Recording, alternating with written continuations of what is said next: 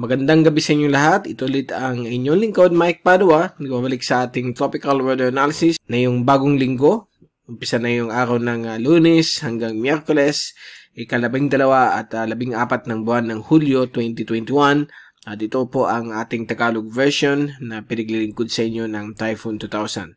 Umpisa natin ang update. Ito ang latest GovSat na yung araw na ito ng Lunes hanggang bukas Martes. Patuloy pa rin umiiral ang hangin silanganin sa Silangan at hilagang bahagi po ng Kabisayaan, hilagang bahagi po ng Palawan, Calamian Group, Romblon, Marinduque, Mindoro, Bicol Region, Metro Manila, Southern Tagalog Provinces, gitna at Silangang Luzon, at kasama din po ang dulong hilagang Luzon na kung saan ang Batanes at Bubuyang Cubub Islands ay nakaka-experience po nitong patuloy na hangin mula sa silangan. Subalit ay sa umaga magiging magandang panahon, paghapon ng gabi lamang po ay magkakaroon po ng mga kaulapan na may kasama pong pagkulog at pagkidlat. At sa labas ng ating bansa, wala pa po tayong nababanaagan na low pressure area o potential na bagyo na posibleng mamuo sa loob ng 2 hanggang 3 araw. At meron lamang po tayong 2 surface trough na nagbibigay po ng thunderstorms sa may kanluran at gitnang bahagi po ng Micronesia. So yan po ating GovSat. Mamaya papakita namin sa inyo ang latest wind forecast at pressure forecast hanggang sa early next week dahil po may nababanaagan pong potential na bagyo na posibleng mag-form sa may hilagang silangan bahagi po ng Philippine Area of Responsibility. Sa tapat po yan ng Taiwan. So, malayo naman po sa Pilipinas, but ang position niya na yan ay posibleng maghikayat po ng panibagong flow ng habagat sa ating bansa. Na kung saan, kung hindi siya kikilos doon ng matagal at maging malakas na bagyo, posibleng magkaroon po ng malakas na epekto ang habagat, lalo na po sa kanluran bahagi po ng Luzon, Kabisayaan, Mimaropa, at kanluran bahagi po ng Mindanao. So, importante na babantayan natin yung potential na LPA o bagyo na posibleng mamuo na yung darating pong weekend o katapusan ng linggong ito. So, mamaya papakita namin sa inyo. Ito naman po yung fast animation. So, makikita po natin itong mga kalat-kalat na mga ulap na may kasama pong pagkulog at pagkidlat sa malaking bahagi po ng bansang Pilipinas. At ito naman po yung zoom in satellite animation. So, kikita ninyo na yung satellite loop, umpisang alauna, ay nagkakaroon na pong pag-build up ng mga localized thunderstorms sa malaking bahagi po ng ating bansa.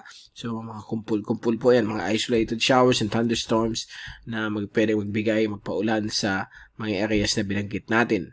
Dito sa Naga, medyo na-missed po tayo ng mga local thunderstorms. But, posible sa gabi, baka may dumaan din ng mga thunderstorms o bukas or in the coming days. So, ganyan po ang nangyayari kapag localized thunderstorms, hit or miss ang pagdaan sa mga iba't ibang lugar sa ating bansa. Ito naman po ang windy.com 3-day rainfall accumulation for hanggang Miyerkules po. At nakita po natin ang halos malaking bahagi ng ating bansa ay magkakaroon pong kalat-kalat ng mga pag-ulan, pagkulog at pagkidlat na magiging mas malakas po, mas severe ang mga thunderstorms sa may Palawan, Sulu Archipelago, kanluran bahagi po ng Kabisayaan, gayon din po sa may gitna at kanluran bahagi po ng Mindanao. At yan po ay posibleng mag-trigger po ng mga pagbabaha, mga flash floods at landslides kapag nasa situation po ng isang malakas na thunderstorms. At common din po yung mga maliliit na buhawi, yung itawag natin gasnado, na posibleng magkaroon po ng malalakas na hangin na pwede ikasira ng mga mahihinang ari-arian, mga mahihinang bubong, ngayon din po ang mga mahihinang pulong kahoy. So, yan po ang rainfall accumulation. Ito naman po yung pressure at wind forecast mula sa American Model, courtesy of windy.com, for the next 3 days hanggang Miyerkules. So, inaasahan po natin, by tomorrow, mahinang hangin pa rin mula sa silangan sa may makaka-apekto po sa Batanes, Bubuyang Cubub Islands, silangang bahagi po ng Luzon, Bicol Region, Eastern Visayas, samantala ang ibang bahagi ng ating bansa ay magiging iba-iba po ang direksyon ng hangin o variable winds. Sa Miyerkules, ganoon din po ang mangyayari, although ang easterlies ay nakafocus na lamang po sa may Babuyan at Batanes Cubub Islands. At ang malaking bagay ng ating bansa ay magiging influensya po ng variable winds. So, inaasahan din po mga localized thunderstorms, may pagkidlat na posibleng mag-form dito po sa malaking bahagi po ng ating bansa. Yan po ang forecast mula sa American model.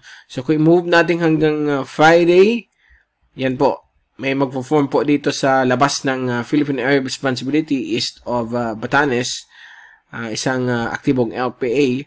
At sa Sabado o Linggo, posible po siya maging bagyo.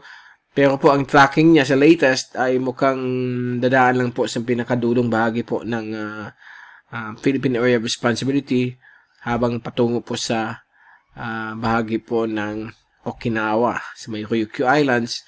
So, simula Sabado, Hulyo 17 hanggang Miyerkules, Hulyo 21 ay magkakaroon po yan ng mga malalakas na hangin at ulan dito sa may Okinawa hanggang sa may Eastern China sa posibleng pag-form ng isang bagyo po.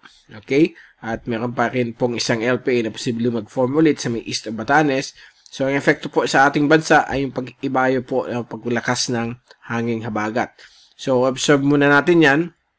Kasi po, ang forecast na ito ay less than 30% pa lang probability, lalo na po pag more than 5 days ang forecast. So, yan po. Kita po natin ang pag-ibayo po ng habagat kapag mayroon pong mag-form dyan na LPA o bagyo. At kung titingnan natin yung European model, ay wala naman pinapakita sa Biyernes at Sabado, but sa Linggo, Lunes ay posibleng magpo-form din yung sinasabi ng American model. So, medyo nag-agree sila slightly sa development at timing nitong potential na bagyo na magpo-form dito sa may east of Taiwan o east of Batanes. Malayong-malayo naman sa ating bansa. But, pagdating po ng Martes, lalakas pa rin po siya at quasi-stationary, halos hindi kumikilos sa forecast this coming July 20 or next Tuesday. And sa Wednesday, yan po, magiging tropical storm o severe tropical storm itong LPA na ito. At posibleng ihikayat po ang hanging habagat sa ating bansa at magiging mas malakas ang mga ulan, ang epekto ng habagat sa kanluran bahagi nito. Kasama po dyan may Moropa, Western Visayas, Western Mindanao, at ang Western Luzon. Okay, so yan po ang forecast na as of this time, nasa less than 30% pa lang po ang probability, low na low pa po. So hindi pa po natin sure kung matutuloy ito, but habang lumalapit tayo sa weekend hanggang early next week, kung nandyan pa rin po ang forecast nitong dalawang reliable computer models, yung European model at yung American model, ay laki po ang probability na baka matuloy po ito. So, let's wait and see. At mag-i-issue na lang po tayong updates kapag mag-develop po ito bilang isang bagyo at bilang isang active low pressure area and eventually kung maging ganap na bagyo po siya. So, gaya ng sinasabi ko ulit, ang epekto po sa ating bansa kahit hindi po ito tatama ng ating bansa at sa labas naman po siya ng PAR habang kumikilos patungong Okinawa at north of Taiwan ay yung paghikayat po ng hanging habagat na posibleng magpaulan sa ating bansa at hopefully hindi naman po masyadong kalakasan kasi kung hindi, dahil lalo na pag mabagal po ang pagkilos niyan, yan po ang nagkakos ng mga flooding dito sa kanluran bahagi po ng ating bansa. Kung mabilis naman takbo, no problem kasi mga 1-2 araw lang po ang mga ulan na pabugso-bugso sa kanluran bahagi po ng ating bansa. So, abangan po natin ang latest mula sa Typhoon 2000. At hanggang sa Miyerkules, babalik ulit tayo para ibigay sa inyo yung pinaka-latest. Ito si Mike Padua magpapaalam. Mag-ingat po tayong lahat. Be #WeatherWiser. Be #TyphoonWiser. At maraming salamat po sa pagpunod nyo sa aking channel.